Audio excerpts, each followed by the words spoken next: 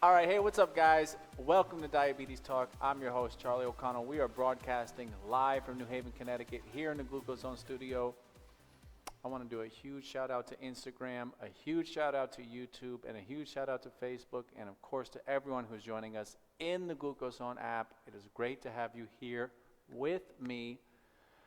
And everybody who just joined us for that live GLUCOSEZONE workout, guys, if you haven't joined us yet for one of our live workouts, hey, you're really missing out on something special, unique, and really fun.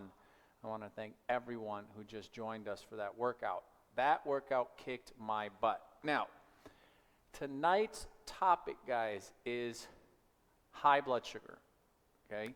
And basically dealing with the emotions that come along with high blood sugar, dealing with some common social situations that can be very frustrating, and ultimately coming out of it on the other side with positive emotions, positive expression of ourself, okay?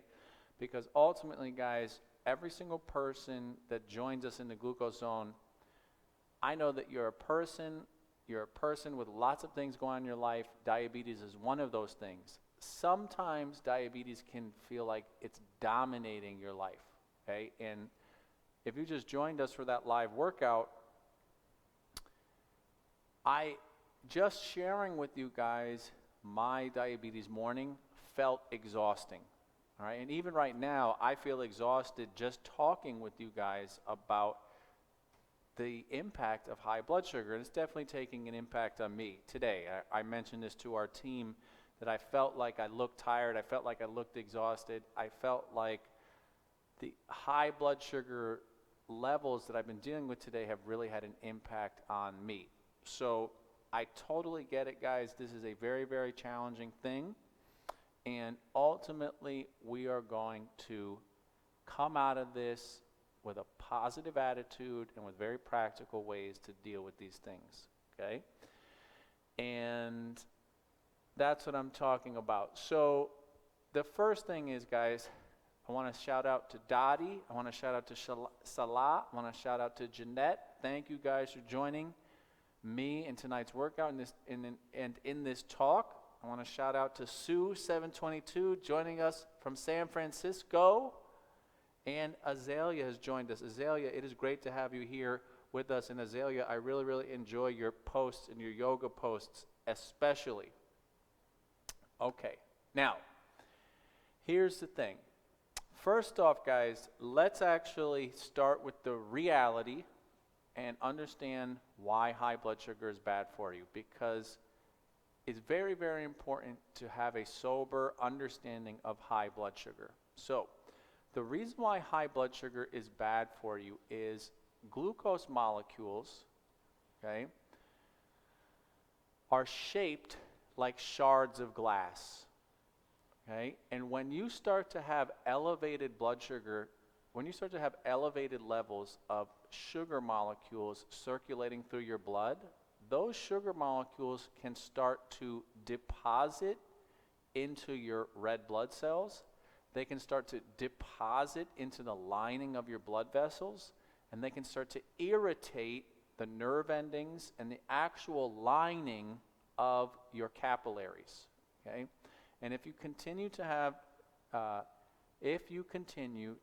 for an extended period of time elevated blood sugar levels, that irritation, that depositing, that glycation, and that's a very important term to understand, glycation, the glycation of the red blood cells, the glycation of the lining of the inside of your capillaries and your blood vessels is ultimately what leads to major diabetes complications. So dealing with high blood sugar is a very important thing to deal with, all right? Now, what we're going to talk about is the frustration and the challenge of doing that, because sometimes you can be doing or feel like you're doing everything right, and diabetes is just basically not behaving.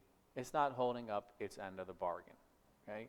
And I shared with you guys on our live exercise class just a couple minutes ago what I went through this morning. So I woke up with a blood sugar of 389 today. That is way, way, way too high. That's way too high for exercise, okay? That is really a situation where medical attention is needed. And in my case, I took basically an extra dose of insulin to deal with that, and I had to make an adjustment to my morning. One of the biggest challenges with dealing with high blood sugar is when you start to come down, there's definitely the risk for a crash.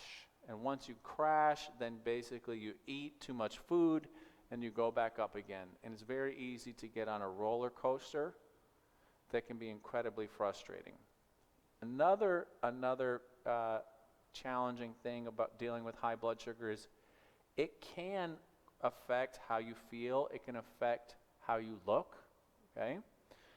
And sometimes it can be held against you. So, I'm sure you may have a family member, or you may have at some point dealt with the question of, are you high? And they're not talking about, are you smoking marijuana? They're talking about, is your blood sugar high? Right? And that can actually be a very, very upsetting experience, right? Because it's a personal inquisition into your state, all right? And it ultimately can be very, very frustrating. So that feeling, guys, that comes along with that can be devastating. And ultimately, what we want to talk about today is how to deal with these situations in a positive way, all right? So before we talk about dealing with the positive situations, before we start talking about dealing with positive solutions, I do want to do a rundown of what causes high blood sugar. Because part of dealing with high blood sugar is understanding what's causing it, okay? So let's start with the first one. The most well-known one is food, okay? So if you have diabetes, the bottom line is your body has trouble processing carbohydrate. It actually really doesn't matter the type of diabetes you have. The bottom line is your body has trouble processing carbohydrate. What's interesting is both carbohydrate and protein can cause your blood sugar to go up. And high intake of protein, which is basically 10 ounces or more of protein, can significantly impact your glucose levels. When combined with carbohydrate, this can have an even greater effect, okay? So the first thing, if you are dealing with high blood sugar, I want you to be conscious of the carbohydrate that you are consuming and be smart about reading food labels. Carbohydrate and sugar are separated on food labels, and many, many times people only look at the sugar number. Now, I'm going to give you a very, very good example. What I mean by that. I picked up some matzah crackers the other day, okay? A box of matzah crackers. I like to eat those sometimes. And I looked at the food label on the matzah cracker box, and it said sugar 0. But then it said total carbohydrate 24 grams. So that is a classic example of do not be fooled and do not misread a food label. Just because something has 0 sugar, that does not mean it does not contain carbohydrate, and it does not mean it's not going to affect your blood sugar. And in this case, with the matzah crackers, that 24 grams in one cracker is actually a lot of carbohydrate and definitely causes glucose levels to go up. Okay, so that's number one, reading food labels correctly. The second one is understanding how the consumption of protein can impact your glucose levels. And the reality is, guys, especially in America, we consume way too much protein. And I know that's really, really hard to accept because we've all heard the advice of consuming more protein. But that advice of consuming more protein is assuming you're consuming less carbohydrate.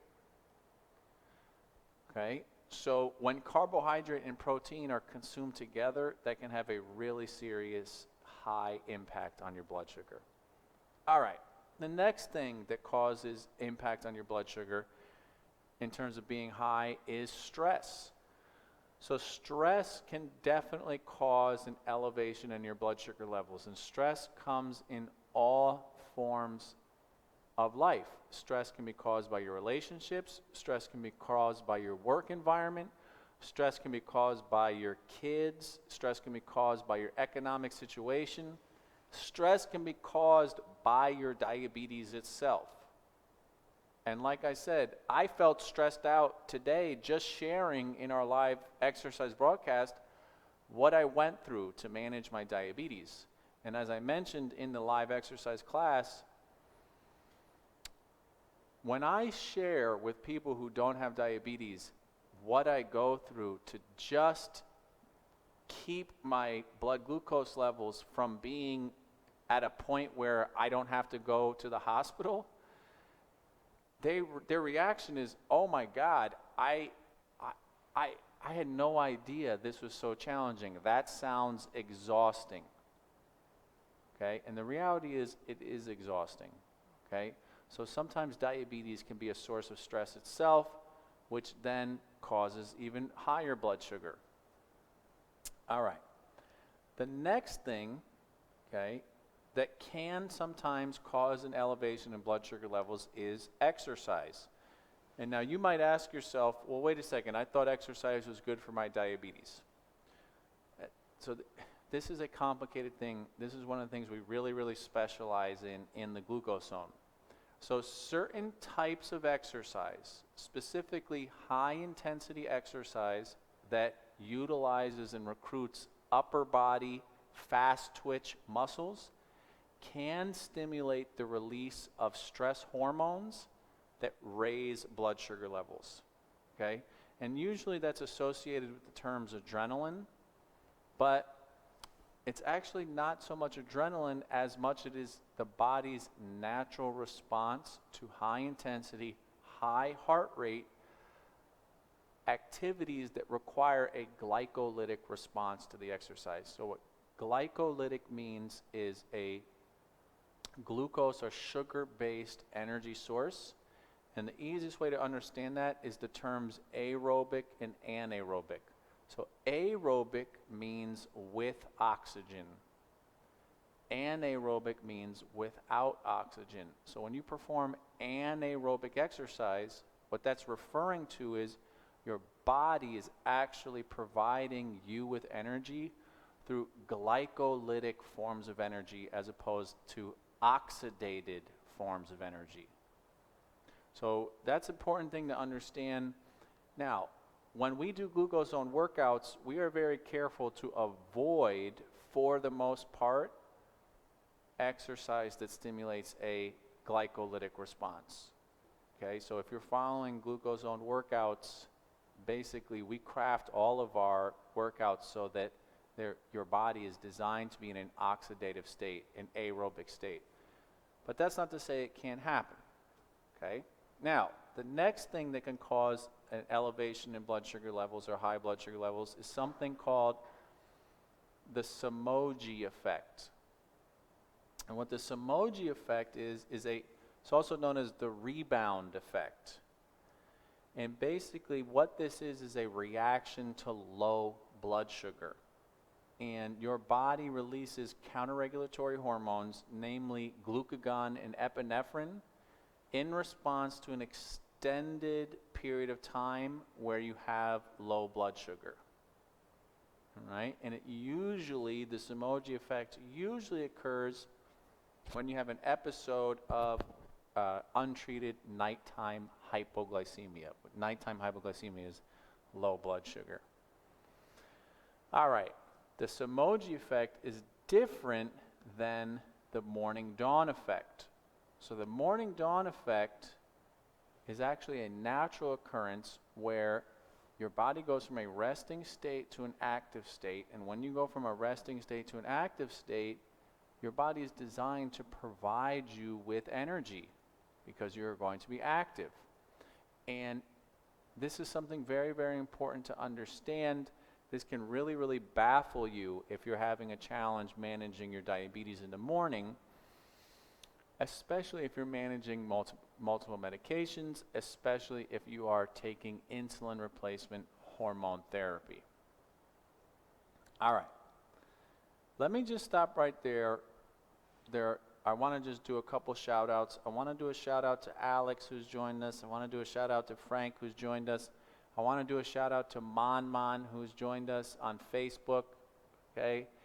And the Horror Shelf, that's an unusual name on YouTube, but you've been joining us a lot, and I'm glad to have you here. I'd love to know where you're logging in from. Okay? All right. Now, getting back to things that can cause high blood sugar levels. The next thing that can cause high blood sugar levels, okay, is medication. And now here's what I mean by that. Medication should be taken under the guidance of your healthcare provider. And it is very, very important that you take your medication, that you are compliant with the taking of the medication at the time that it's been recommended and the dosaging that has been recommended. And you should keep records of that. Okay? I cannot tell you how many times we have basically encountered people who have really, really elevated blood sugar levels, and a big cause of that is not taking their medication as prescribed. When you combine that with poor food choices, that can be a devastating, and very, very stressful and anxiety-producing experience, because and here's what happens. Usually what happens is the person is doing stress eating. Whatever is causing them stress, their reaction to it is to eat. Now they know that that's not good for them, so that actually causes more stress and usually leads to binge eating. And when we binge eat, we either take too much insulin or too much medication or not enough. But in both cases, it causes wild fluctuations in changes in our glucose levels and chronically high blood sugar. Okay? So you should really, really make sure that you are taking your medication as prescribed. And the best way to tell if your medication is basically, if you're taking the correct dosaging of medication, is testing your blood sugar in the morning when you first wake up, and then 2 hours after a meal if you have type 1 or type 2 diabetes. Okay? Don't test it before then, but basically 2 hours is the amount of time where the medication in combination with your meal plan should basically tell you where your blood sugar levels are. All right. Now,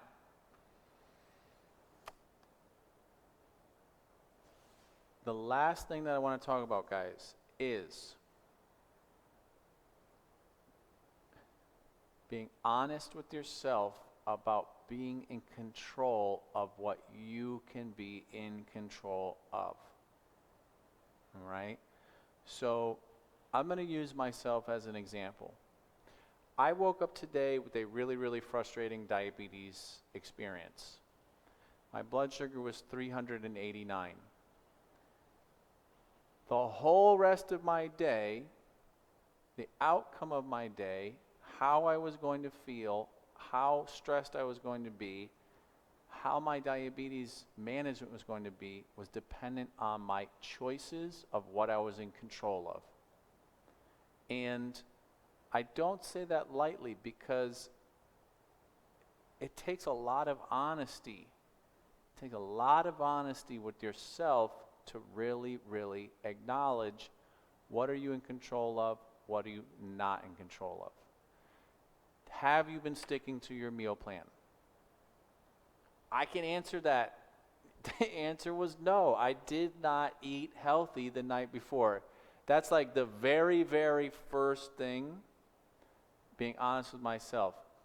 So I allowed myself last night, I was in a social situation, went out for dinner at a chain restaurant, and the bottom line was I knew the food was not good for me.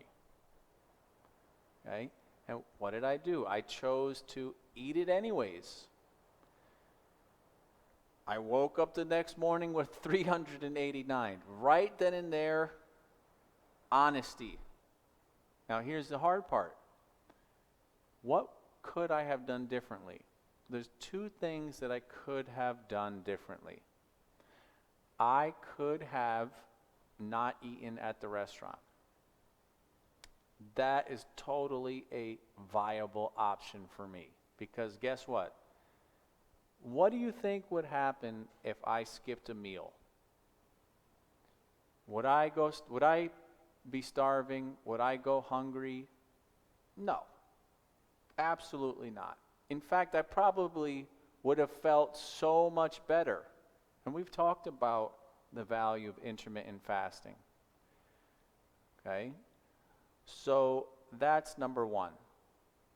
Right? The reality is, guys, for people living with diabetes, 3 square meals a day, the kind of old school recommendation of 3 square meals a day, it doesn't really apply. And the reality is, it probably would do all of us a whole bunch of good if we skipped dinner every once in a while.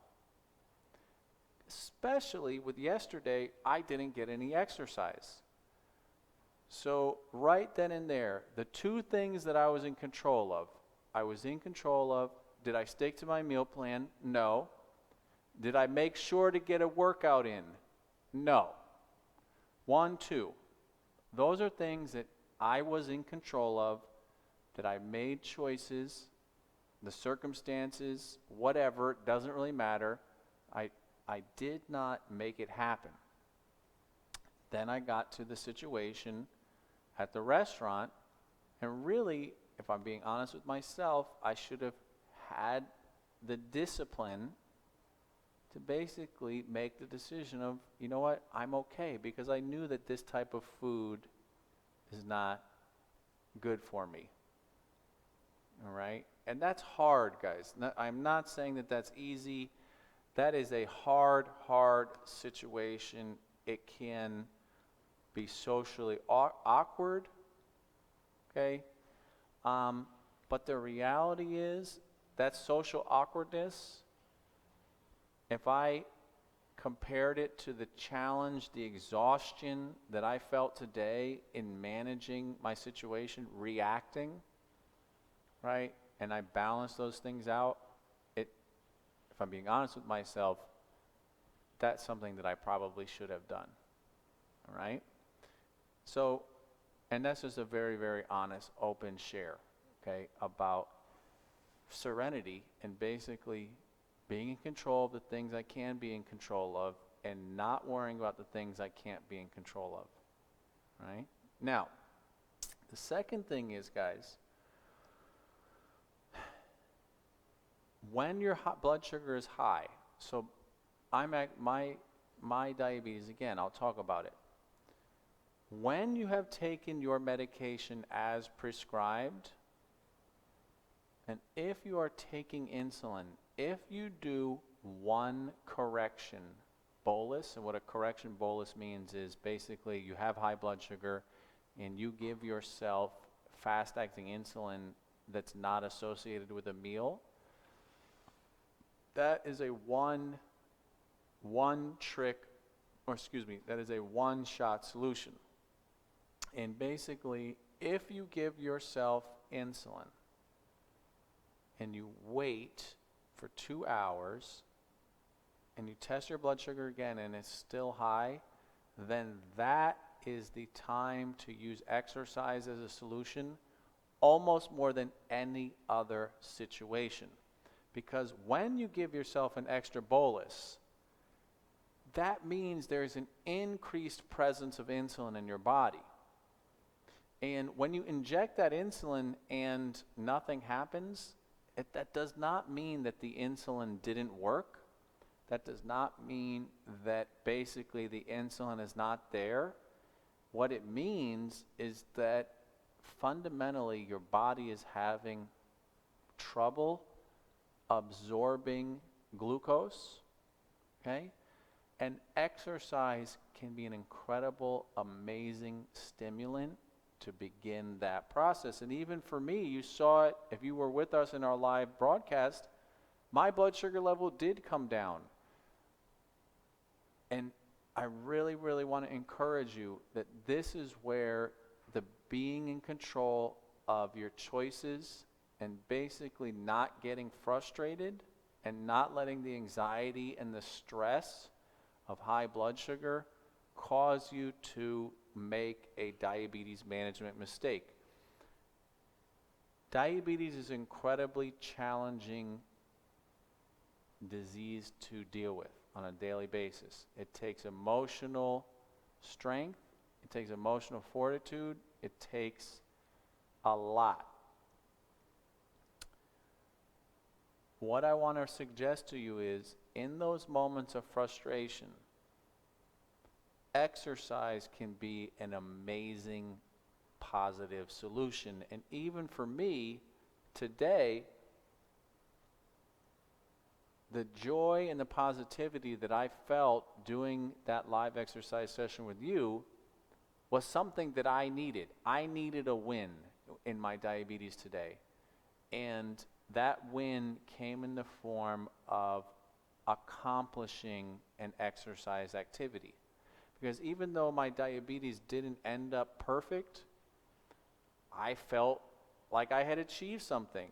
I felt like I had actually done something very, very positive. And that's one of the most amazing things about exercise is never ever in the history of humankind has anybody ever done exercise and then said, you know what, I really regret that I did that.